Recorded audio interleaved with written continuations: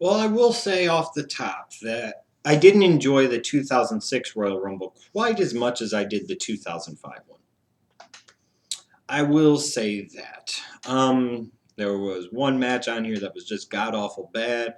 A couple of other matches that were just there, and some surprising stuff when you go back and watch it. Now, the show kicked off with a six-way dance, if you want to call it that, a six-packs challenge, whatever you want to call it, for the Cruiserweight Championship. And one of my complaints about this match would just be that maybe it could have gotten a few more minutes. I do feel ultimately that the right guy won in Gregory Helms, but it just was kind of, one of those matches that, to me, just as it was starting to get good, it was over.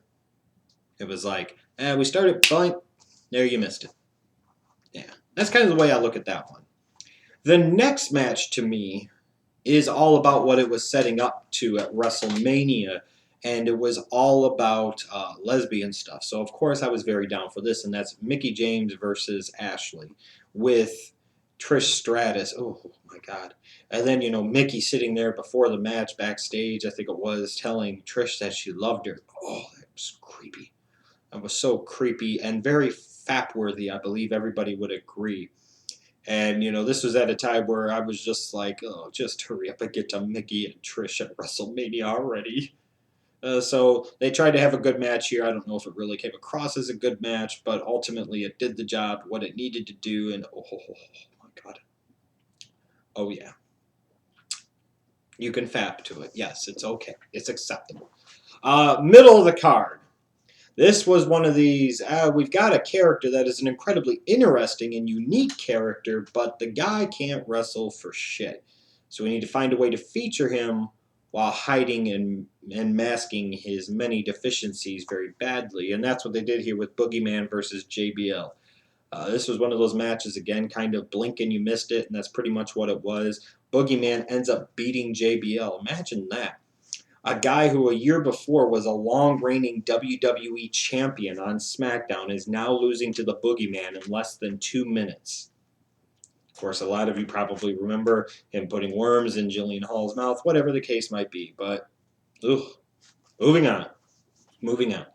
It's kind of surprising here to see that in the 2006 Rumble, that both the WWE Championship and the World Heavyweight Championship were after the Royal Rumble match. I always found that a bit of a surprising and curious decision. Doesn't mean it was right or wrong, it was just kind of curious.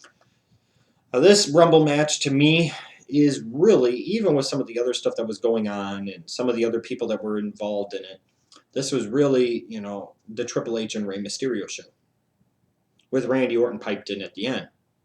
And that's what the whole drama of this was. God entering number one, Rey Mysterio entering number two, and as things changed, as people came and people went, you had Coach in there again for whatever damn reason. At least he wasn't holding the bottom rope for as long as he did in 2005.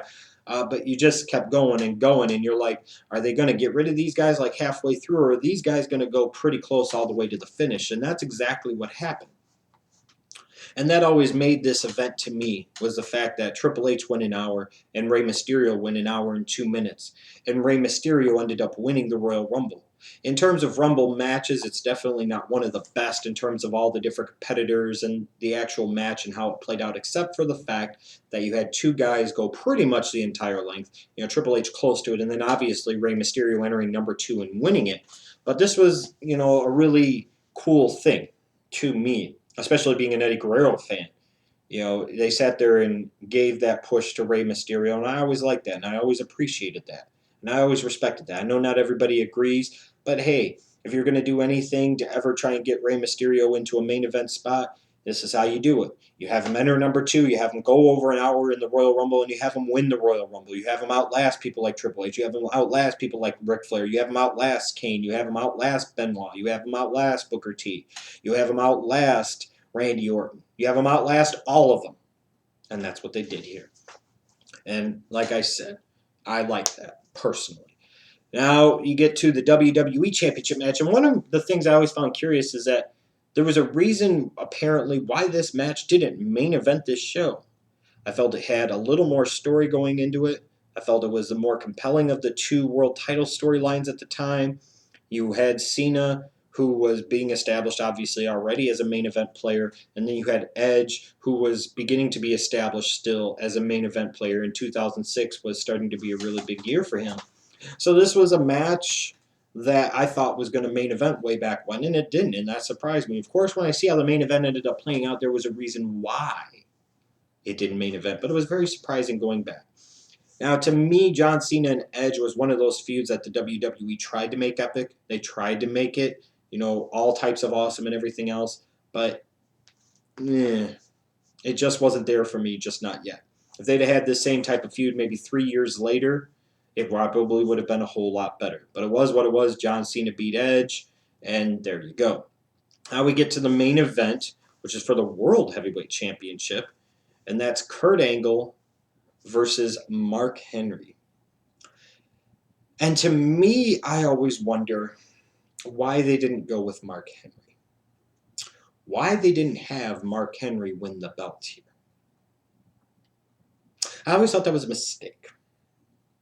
Yeah, I still do. Because this was at the time where they were pushing him as a monster. And I felt like so many things were lined up in the right direction to have Mark Henry win the belt here and actually carry the belt into WrestleMania. Especially when you look at what happened at the end of the night. With after Angle beats Mark Henry via roll-up, out comes Taker and the ring collapse, all this other shit. And maybe at that time you thought Taker was going to go after Kurt Angle, and it ultimately ended up being him and Mark Henry having a casket match at WrestleMania 22. I always wondered, would it have been better to have Mark Henry win the belt here?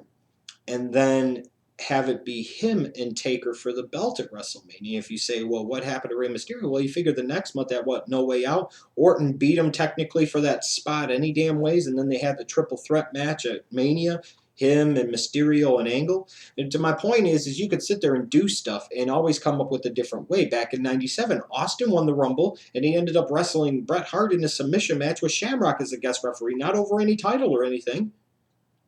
You could have a guy win the Royal Rumble and then go in an entirely different direction. And I still always wonder maybe if that would have been the better call to either A, have Mark Henry win the belt here, or have him win it at the next pay-per-view and then go on and face Taker at WrestleMania in a casket match for the title. Just a thought. Just a thought. Because even when you look at how Rey Mysterio ended up winning the belt at WrestleMania 22, it kind of felt like, it kind of did. It was this great moment, but it didn't feel like nearly as great of a moment as it should have been. Or you could have had Rey Mysterio versus Mark Henry, given us a great Mania match with Taker and Kurt Angle, and you would have had the ultimate example of very easy, logical storytelling in David versus Goliath, Rey Mysterio versus Mark Henry. A lot of different things you could have done there. But the show kind of was what it was, so it was much tougher to sit through than 2005. I will definitely say that.